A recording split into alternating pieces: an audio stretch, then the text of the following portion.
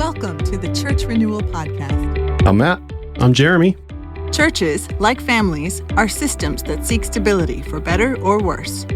So when equilibrium is built around dysfunction, churches instinctively resist change, even healthy spirit-led transformation. In this episode, we explore why congregations gravitate back to the status quo. We'll unpack key systems theory concepts like homeostasis and the identified patient, and consider why leaders must emphasize process over content if they want to guide their people toward gospel-centered renewal. In this episode, we're going to talk a lot about sort of the technical side of family systems theory.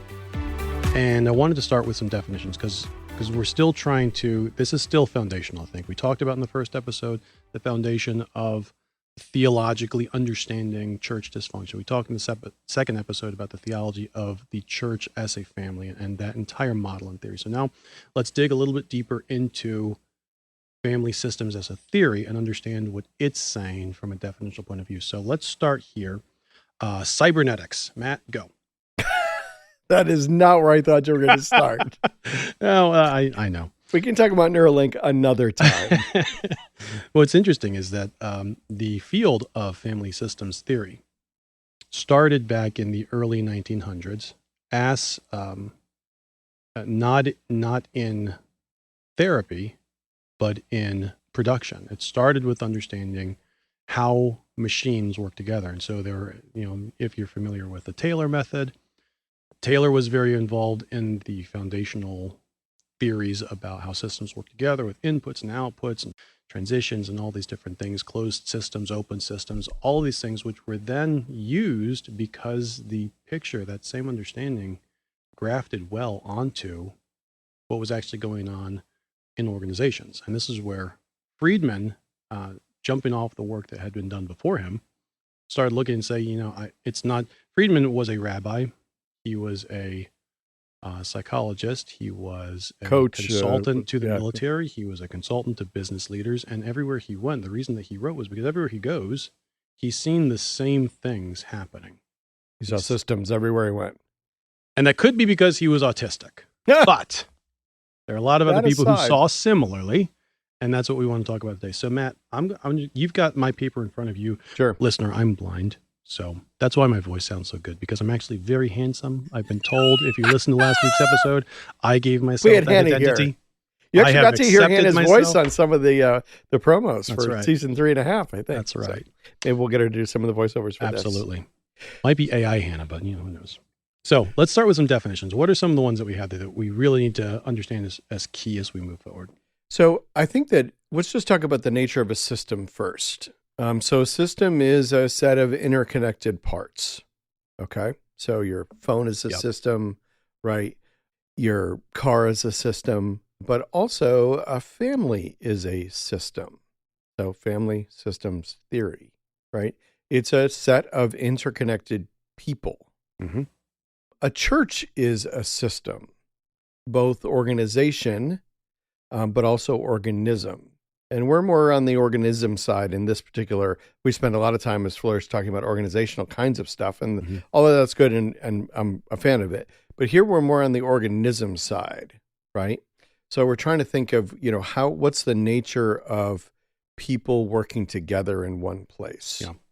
I was recently on a trip with my wife, and we were snorkeling, and I had the opportunity this was in the Bahamas, I was snorkeling over near some rocks, and I found myself in the midst of a giant school of small fish. I don't know if they were bait fish or if they were juveniles of particular fish species. I couldn't identify what fish they were. There were just literally a million of them. And they were operating as a school, as a system, an interconnected group of individuals, but all acting together. And if I was really calm and really slow, it quite literally was surrounded above, below, and around by these little fish, which is fascinating to me because my background is marine science. However, a school of fish is a good way to think about a system of a group of people, because if I twitched while I was snorkeling, all of the fish reacted to me. they twitched with me. Hmm. And when we look at congregations, they act to some degree like that, like a school of fish, like a flock of birds. They're the term that's in family systems theory is that they're reacting to anxiety. They're reacting to what's perceived as threat. Right. So think about the human body for a second. The human body is a system, right? And so how do you know if a human is healthy? When you look at their temperature is supposed to be somewhere in the range of, 98.6 is the gold standard. I run a little cold, so I'm more like 97.6. But if you get consistently above 100, you've got a temperature. Your body has, designed by God, it has a very minuscule temperature range that it's supposed to operate in, right? You get below 97 and now you're in hypothermia. You get above 100 and you're in a fever. As an adult, you get above 103.5 or 104 and you're dead. Yeah. Right? So we're supposed to sit in this range. And the word that's given to that in the human body, at least, is homeostasis. Right. Right? So stasis is the set point of a system, right? So the set point for the human system, the human body, is 98.6 regarding temperature. And it's out of homeostasis if you're down below 97 or you're above 100. Okay. You're out of that homeostasis. All right. Right? Systems tend towards homeostasis, towards staying the same, right? Barring an infection or a drop in your immune system, your body stays within that temperature range. If you take that over into something like the bodies we would think about the family of God, there's also a stasis there. There's a set point, a way that we do things around here, a way that we live together, a way that we are, the things that we value, the way that we roll, our philosophy of ministry. Right. So there's a way that we are as a group. So there's a way that we do as a group. Remember, your doing always flows from your being. So when you think about the body as a system, if it's healthy, if you're in that healthy range for a human, 97 to 100, it's okay. It's great. But what happens when your human body gets below 97? We say you're too cold and you've been too cold too long, right? You get above 100 consistently, and we say you've got a fever. There's something wrong with you. Get some chicken soup. Yeah, exactly. So we know in the human body, when is the stasis in the wrong spot? Right. A lot of what Flourish works with churches is that we're looking at churches whose stasis is in the wrong spot. So you're saying that a system is designed to resist change. Yeah. And where this can go badly wrong is if you're in a place that you need to change from, you may not recognize that as anything but home. And so any change to that will be resisted. Right. We return back to whatever the perceived set point is. But if your perceived set point, your stasis is, according to God, in a wrong spot, right, then you've got a problem. But let me sort of draw back the picture and then we'll focus back in. Think about the whole New Testament, though, from Romans 1 until the beginning of Revelation 4. That whole huge chunk of the New Testament is Jesus looking down at his churches and going, I have an ideal for you. I have a set point for you that would be healthy. It would be shalom. It would be goodness. This individual church, it's not experiencing that, but I want that for them. I want them to be different than they are now, because where they are now is not healthy. Right. They're not in a good set point. Their set point's wrong. They're not in a good stasis. They need to change. Right. And so Jesus loves his churches enough to give them letters and leaders and persecution and opportunity. And so change is, from Jesus' perspective, change in churches is expected. One of our other founders, Paul Hahn, who's been on this podcast some before, he took to calling, in terms of thinking about church renewal, that just like individuals are undergoing sanctification, groups of individuals collected in churches are undergoing group sanctification. Right. Hopefully that's easier to swallow in terms of church change. It's pretty easy for people to swallow that I still need to be sanctified. I'm not perfect. Jesus is still working on me. So hopefully that makes it a little bit easier to swallow that when you put a collection of people together who find a church attractive for whatever reason, enough to stay there at least, that perhaps, just like as individuals they need sanctification, that their stasis is in the wrong place. That a church as a collection of people, that their stasis might be in the wrong place. That's at least Jesus' perspective, is that collections of people gathered into churches need to change. Right. Right. The problem is we resist change because Why do we resist change? All change is glorious. No, all change is loss. Oh, is that okay? Which is a good time for us to mention again more slowly. Both Jared and I are indebted to Jack Shitama, who we hope in this season we'll be able to get a chance to interview and introduce him to you if you're not familiar with him. He has a quite marvelous book, at least two marvelous books. He first wrote Anxious Church, Anxious People. And even if I got that title wrong, we'll correct it in the show notes. We'll link it to the right. We'll link to the right book in the show notes. And once he wrote that book, which is marvelous, people came to him and said, hey, can you write a primer on family systems from a Christian perspective? And so he did. And that book is called If You Met My Family, You'd Understand. And you can pick that up in print and audio. If you go to the non-anxious leader, I think .com, we'll link to the right thing. Jack actually reads the book early in his podcast, like about the end of year one, going into year two, like episode in the 50s, into the 60s. He reads the book. So you can get the audio book just by listening to 10 podcasts in a row. So we're indebted to Jack in multiple Very accessible. ways. Very accessible. Highly recommend. We talk about Edwin Friedman and Failure of Nerve. That's the first book I read in this more than a decade ago.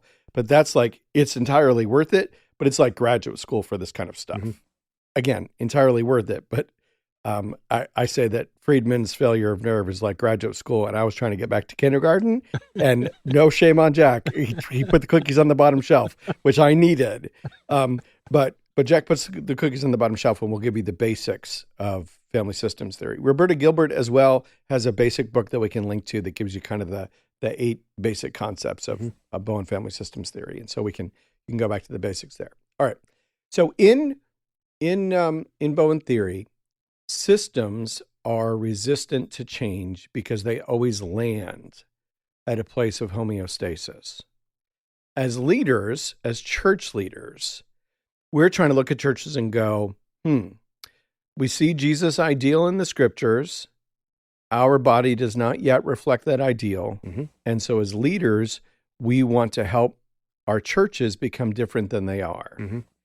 And that ends up being a rather difficult endeavor because systems resist change. Think about it like a rubber band. My dad built the house that I grew up in. And so we grew up doing woodworking and things like that. And so my dad, I'm not quite sure why he did this. I think he thought that we wouldn't shoot each other's eyes out. But he made my brother and I rubber band guns. And so we had these wooden guns that you could stretch a rubber band over and then shoot it at each other. It was less harmful than other things. However, what happens when you shoot a rubber band off a rubber band gun? Rubber band returns. Yep. It returns to its stasis point, which is what it was when you took it out of the package. And that is an easy analogy for why change is difficult for systems, for human systems, because they have a stasis. And any disruption to that, because it's change, is experienced as loss. Yes. And this is a whole chapter in If You Met My Family, You'd Understand. And this is really important, I think, for leaders who are newer to settings. And I made this mistake as a pastor. For sure, is that a leader comes into a setting and they're like, oh, this needs to be really different than it is. And they're not as vested in the system as it is as the people who've been there. Mm-hmm. So they come in, new leaders come into a situation like, oh, this needs to be all different. And so they go about changing it, sometimes in ways that are not very compassionate or understanding Mm-hmm. or terribly helpful. And sometimes those leaders end up out on the curb because they didn't think about the fact that good change to them is still experienced. Even good change that Jesus Right. wants for a church Yep. is experienced as loss by people in the system. And when people experience loss, they're put into grief, and people react to grief in various ways. Sometimes anger, sometimes distancing, sometimes resistance. Yes. Which in Bowen theory, resistance, which is a whole interesting topic you can read if you're somebody who is a Christian leader and you are trying to influence others. Peter Block on resistance and flawless consulting has 2 chapters. It's a $64 book that's entirely worth those 2 chapters just to read about the nature of resistance. Pastors should read it too, because anybody who's trying to influence others, influence the system to change, is going to run into resistance, and Block gets it. Highly practical. Highly practical, Highly very, very helpful. A whole chapter on describing resistance and another chapter on how to overcome resistance. And Block's basic point, it fits well with Bowen, which is that resistance is not a reaction to the goodness of ideas. Right. This is where I think us pastors who are Bible-based, which I'm a fan of, obviously, that we misunderstand what's going on. Yeah. We're thinking it's about the content of Bible teaching Mm-hmm. when it's not. It's about the emotional process that people are going through. Okay. That's another major concept, right? 2. So, yeah, 2. So, Jared, why don't you describe that difference between process and content? Yeah. So when we're talking about family systems, one of the things it does, and you talked about this in the last episode, family system doesn't give an answer. It helps you diagnose the situation. Yes. Okay. Good description. So when we're talking about process versus content, I come in and I see that there is something that needs to change. When I'm looking at the system, though, recognizing when I say a system here, what I'm talking about is you and I, as 2 individuals, have a relationship. We have a way of relating to each other. We have a normal... Away we roll. A way we roll. The way we talk, the way we interact, the way we share expectations, the way we deliver, when we mess up, how we make it up. We've worked that out. It works for us. And it might be dysfunctional in some areas. It might be holding us back in some areas, but it works for us. And then someone else comes in, they say, hey, that's not working so well, and it could be improved if you X, Y, or Z. And what we hear is, there's something wrong with you, and you're stupid. Identity, acceptance. I hope you caught that. That's good. That's what we feel. And we don't think it's not like this person, Jared just said that I'm doing this wrong. He's saying I'm stupid and I am an idiot. We just feel it because we are, ever since the fall, ever since the image of God in us was shattered by sin, we have a pull towards shame. Because in our core, John talks about this. The light came into the darkness, and the darkness did not receive it. It could not receive it because the darkness hates the light. When the light of truth shines into our lives, because we're made in God's image, there's a part of us that will react to that and will say, ooh, that hurts. And if I'm not there, if I'm not there in terms of agreeing with it, I will react to it by saying, I don't want to see that. I will cover my eyes. Emotionally react. And so all of this, you said the magic words, emotional process. In the interactions that you and I have in our family and in our church, and when my family comes to church, and I wrote a song. I write songs. You guys, it doesn't matter, but I wrote this song, and one of the verses in this song says, it's like running late and the wedding's about to start with a knockdown drag out that won't stay in the car. And the most you can do is barely look at her.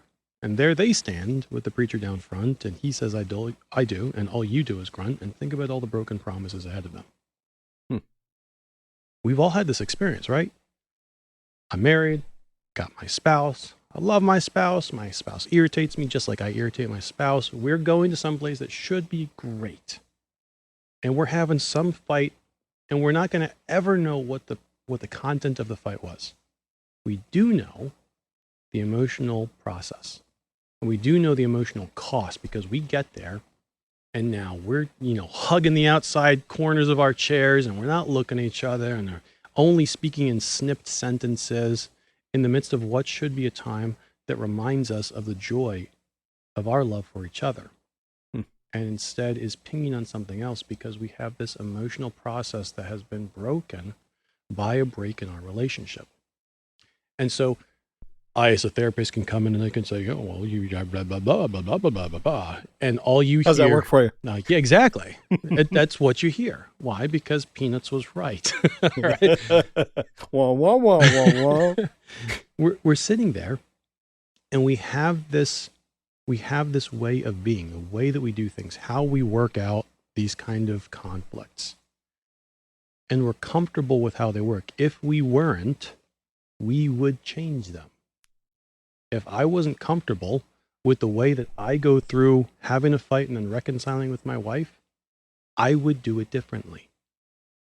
But that's the stasis in your relationship right now. That's the stasis. Right. And so we have this emotional relationship and I have this emotional process. And so I don't know what the fight was about. I don't know what the reason was that we have a Christmas tree in the sanctuary, don't have a Christmas tree in the sanctuary. Jack Shatama talks about a Christmas service that they did where they had, I think, 4 people dressed in black sitting on stools. And someone came in and they're like, this didn't feel like Christmas to me. Okay. What's going on there? Is this wasn't Christmas? Is this the message of Christmas has been overshadowed, lost, misused? Or is this, I have a certain way I like doing things. I have a certain way I like experiencing things. It wasn't met. Now I feel something. And all I can say is right now I haven't looked at it, so it just feels kind of icky. And it's your fault. And I don't like it. As a pastor, I can look at that and I can say, okay, well, here's what you need to understand. By the way, here's the content you need to understand. Anytime you hear someone say to you, here's what you need to understand, prepare yourself to run into a roadblock. Just take it. 95% of the time, it's going to be a roadblock. When I try to approach this from an understanding point of view, I've missed the emotional process. And what I'm not saying here is I need to stop and say, oh, tell me how you feel about that. Are you sad about this? Oh, it's really hard to be sad. I do this with my 9-year-old because this is where my 9-year-old is. My 9-year-old is still learning how to govern herself, how to be responsible for her emotional state, and how to shepherd herself through the emotional state that she's in to something that is better. I forget, though, that when my 9-year-old becomes an 89-year-old, she will still struggle with these things. And she will still need me to stop just the way Jesus did and listen first and not give the answer, not give the prescription, not give the content. The way that we talked about this in my counseling program was we would climb in the casket with the person because life does suck sometimes. And both Matt and I can tell you, we've had our fair share of suck. Yeah. And it's bad. And when someone else is there, me coming in and say, oh, well, that's because you don't have enough faith. If you just followed God, take these scriptures. It doesn't work. Why? Because life is hard. Jesus didn't come to us and say, do you remember I sent the law through Moses? Follow the law and you'll get to God. Here's the information you need. Jesus came in and was acquainted with our suffering. He bore, walking alongside of us, the same temptations that we feel, so that he could be an advocate to the Father as our high priest. When we come in, we have this content thing and we have this process thing, and it's very easy to come in and say, oh, well, this is what's wrong. Here's what we need to do to fix it. Instead of hitting the brakes and saying, oh, that's right. I remember from my family systems training that I can identify what's going wrong here, but this doesn't actually give the prescription for how to fix it. How to fix it is found in the gospel, because that's where the relationship dynamic that exists between me and God that's broken is impacting the relationship dynamic between me and my wife that's now fractured. And the only way for me to fix what's going on between me and my wife is to first recognize what's happened between me and God, to let the gospel come in and heal that. And then out of that, hearing God say to me, "You are my son in whom I'm well pleased," to then turn, and as is in most cases, repent to my wife and ask for her forgiveness. Which changes the emotional process. I just spread my arms out wide like, ta-da! You couldn't see that because there's no camera. So what you're trying to help you understand is that it's not as though content is unimportant. The Bible's there to tell us what, human relationships should look like, what marriages should look like, what life in the body should look like. It's not as though the content is unimportant. It's to realize that as people come in contact with the content through us as leaders, that it impacts them emotionally. And the way that they respond to us many times as leaders is not related to the content. They probably, more than likely, if they're willing to live under the Bible's authority, agree with the content. They're wrestling with, how do I deal with that? What do I do with my experience that this is going to mean change? Change for me. Change for our group of people. What impact will this have on others in the body? And I think that that's the wise leaders who are working towards change recognize that. They see more than just content issues for people. They see that people experience change as loss, and they're willing to walk alongside of them as they grapple with loss that puts people into grief. Right. And if you don't, you end up disconnected from people. You may end up out of a job, or those people will end up out of your church. If you don't, and that's not to say even if you do all this well that you might not lose your job, or people might not end up out of the church, because rubber bands tend to go back to the shape that they were. So systems resist change, even if they're deformed. If you pull the rubber band out of the bag that's deformed, it will still try and go back to that shape. And so it takes patience. I'm working with some pastor I'm coaching right now on strategic patience. Stay tuned for part 3 of our conversation with Dave next week. We'll pick it up right here. Till then, God bless. It's difficult to exercise strategic patience because you're walking alongside people, even if you can see the change that's needed ahead of time. Because they experience that change as loss, it's very difficult for them. And so wise leaders it's not that they're not bringing content to bear, it's they're walking alongside people as people grapple with the loss that it will mean for change to come to the system. So we've talked about homeostasis, status quo. We've talked about emotional process. We've talked about process versus content. There's some other concepts here that we're going to be unpacking. Triangles is one of them, and I think we should sabotage is another. We can pull back from this and look at this from an organizational design perspective as well, because this is something that you do when you go into churches. There's certainly the paper leaders. When you look at the org chart, who reports to who, what's the structure here? Who are the leaders on paper? The formal organization, but there's also an informal organization. Who actually do we need to talk to before we can make this decision? Right.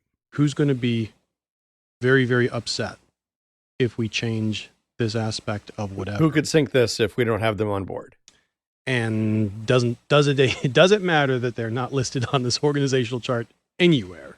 And the answer is no, it doesn't, because it's a set of relationships built one on top of the other. It's what I call a Venn within a Venn. Overlapping relationships.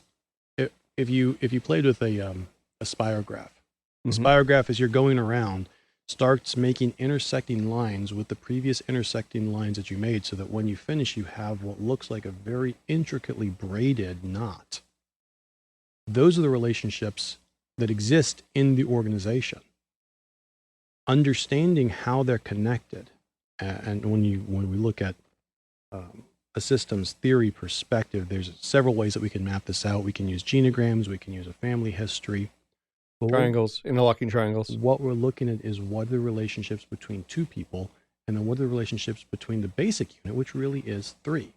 Because you and I can have our own relationship, and it can be going along perfectly fine. And as long as you and I are copacetic, Right. doesn't matter what happens around us. But as soon as my kid interrupts our conversation, or your wife texts you about your son, there's a third party introduced to this. Right. Our relationship necessarily has to adjust. Right. Now, again, we talked about the triune nature of God.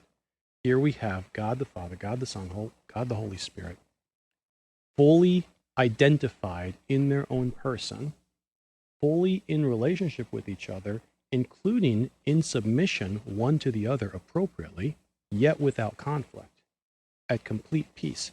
And this is the picture that, as I think about relationship triangles, is what I'm looking for. Where is this out of alignment? Where is it not matching the relationship that we see God as the basis for how we understand proper relationship? There's a couple ways that when we look at triangles, we determine this. We look at what is the dynamic between this relationship? How strong is a relationship between these two people? Which direction does the relationship go in terms of power? Does it flow both ways? Does it only go one way? Is it a broken relationship that should be there but has been broken? Where is it affected by someone else? You used the example of the rubber band. I think it's Friedman that talks about triangles also in terms of a rubber band. If you take three people and put a rubber band around all three of them, as soon as one person in that triangle, if you're trying to keep the rubber band at the same tension, as soon as any one of them moves, the other two also have to move in order to maintain that tension. And so that when we talk about this homeostasis, that's what's going on. So as we're looking at churches and organizations, we're looking at the relationship between individual relationships laid over other individual relationships and the way that they interact with each other, either well or poorly. And what you're doing is you're coming in trying to help them have the, like you said, strategic patience to be able to identify where there's blocks, where there's relational conflict going on that is not yet diagnosed. Or it's an unhealthy family system, right? So that you can then bring the light of the gospel into it so that health can be pursued. Because it's not just about this balance, it's about health. An unbalanced body is one where cancer cells are multiplying and taking over healthy cells and making them into cancer cells. We haven't talked about it yet. We haven't defined it. So I wonder if this is probably where we need to end, but could you define for us surrounding togetherness pressure as opposed to differentiation? Sure. Yeah. Jared and I both re-listened to, or I listened to, but I don't know if you read or listened to Shatama's book. The same thing for me. Yeah, it's right, because he's blind. Shatama talks about this, and I think it's a good enough illustration to use for this. He talks about going to his future wife's house for New Year's, and their New Year's meal was something that involved both sauerkraut and mashed potatoes. Yeah. So he sits down at his future wife's family meal, and they're passing around the mashed potatoes and the sauerkraut and some meat of some sort or whatever. He watches his wife take a scoop of mashed potatoes and then put a scoop of sauerkraut on top of the mashed potatoes. And he looks at her and he goes, "Who put sauerkraut on mashed potatoes?" To which the rest of his wife's family looks at him and says, "Who doesn't?" So that's an example of surrounding togetherness pressure. There's something that you should conform to here. That word should is important. Kurt Thompson says, where there's a should, there's shame. Now, there are certainly commands that God calls us to obey out of love because it's good for us. God's commands are good because they put us back into the place that he created us for and he knows us better. I'm not saying that obeying God's commands isn't a good thing.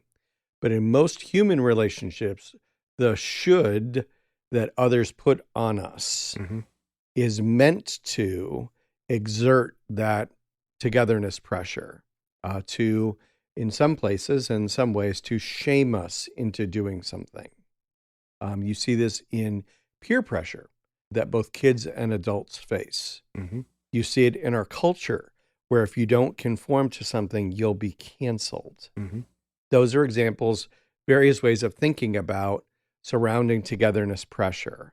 So it's whenever surrounding togetherness pressure is whenever someone else or a group of people is trying to get you to conform to something. Right. Okay.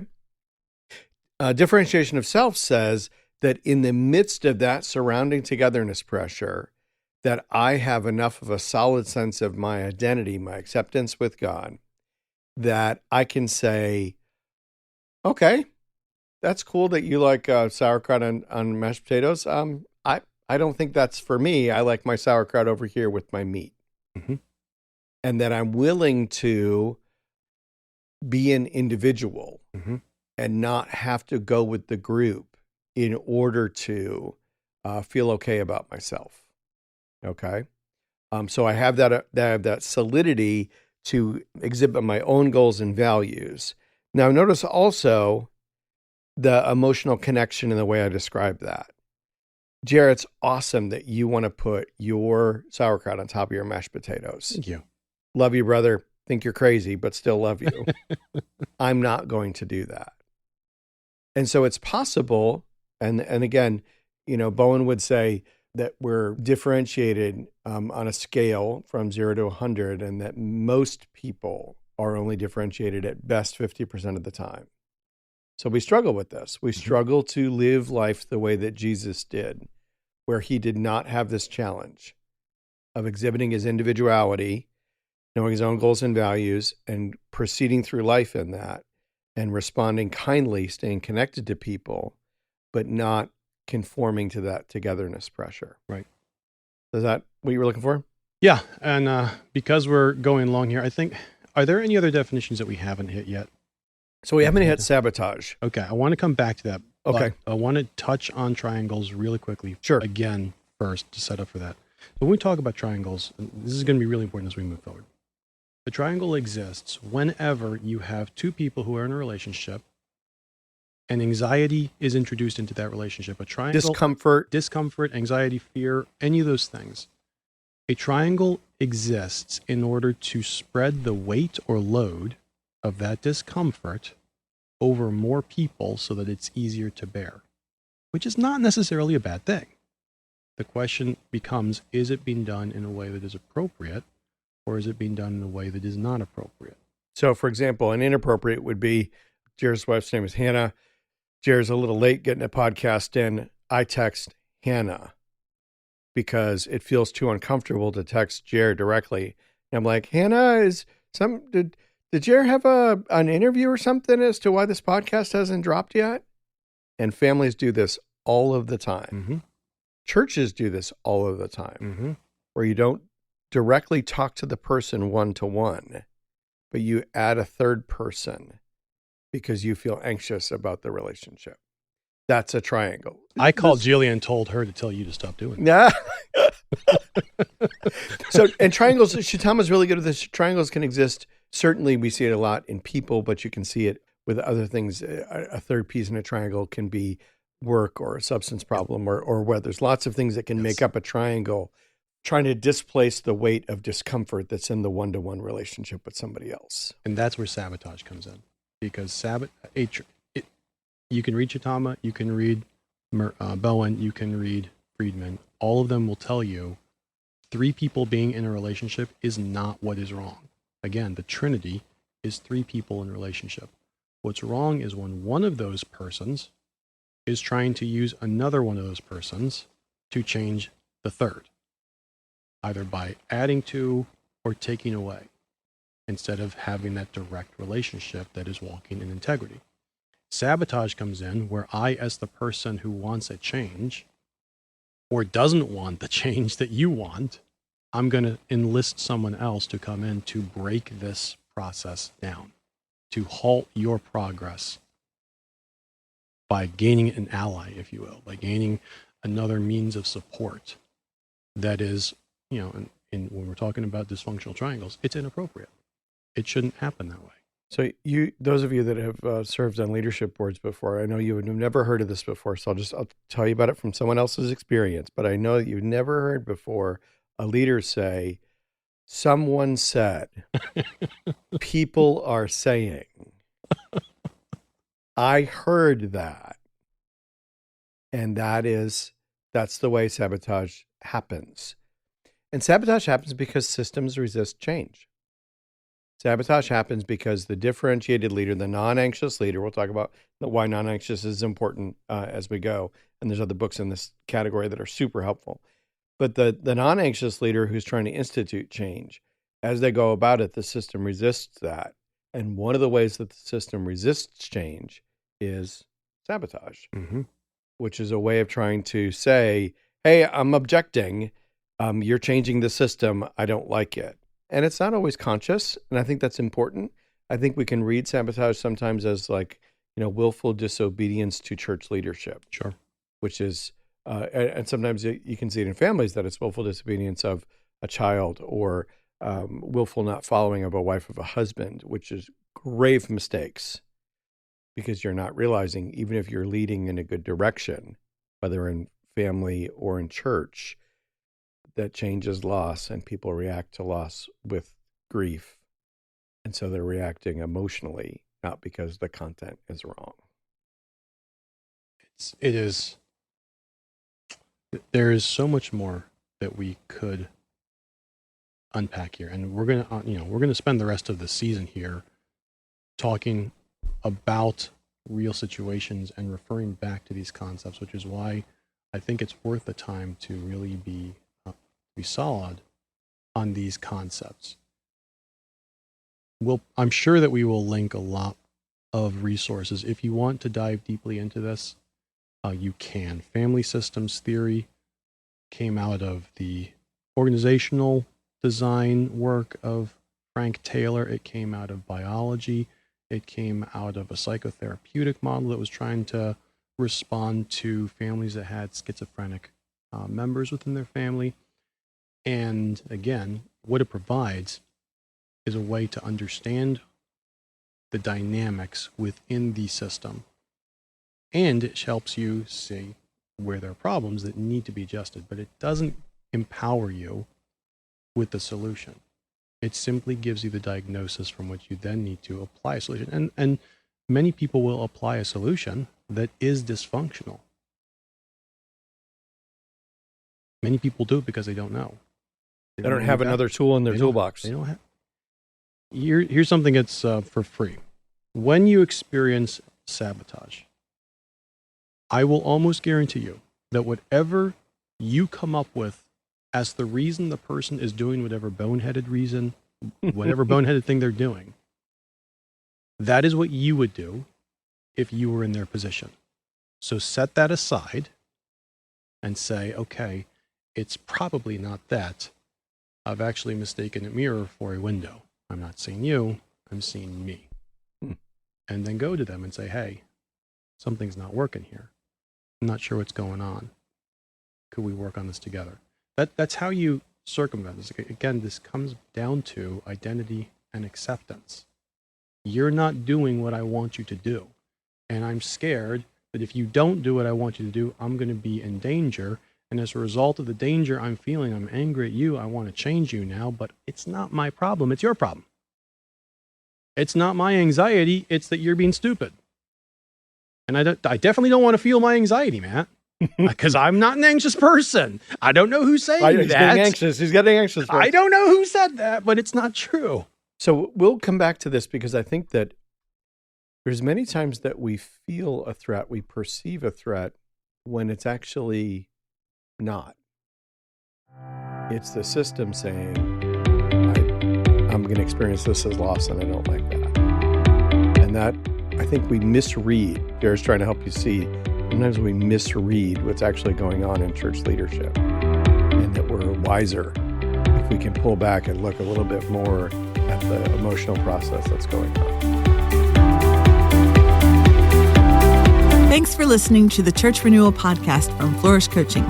Flourish exists to set ministry leaders free to be effective wherever God has called them. We believe that there's only one fully sufficient reason that this day dawned. Jesus is still gathering his people, and he's using his church to do it. When pastors or churches feel stuck, our team of coaches refresh their hope in the gospel and help them clarify their strategy. If you have questions or a need, we'd love to hear from you. For more information, go to our website, flourishcoaching.org. or send an email to info@flourishcoaching.org. You can also connect with us on Facebook, X, and YouTube. We appreciate when you like, subscribe, rate, or review our show whenever you're listening. It can be hard for churches to ask for help, so when our clients tell us who referred them, we'll send a small gift to say thanks. A huge thank you to all our guests for making the time to share their stories with us. We are really blessed to have all these friends and partners. All music for this show has been licensed and was composed and created by artists. The Church Renewal podcast was directed and produced by Jeremy Seferati in association with Flourish Coaching, with the goal of equipping and encouraging your church to flourish wherever God has called you. Bye for now.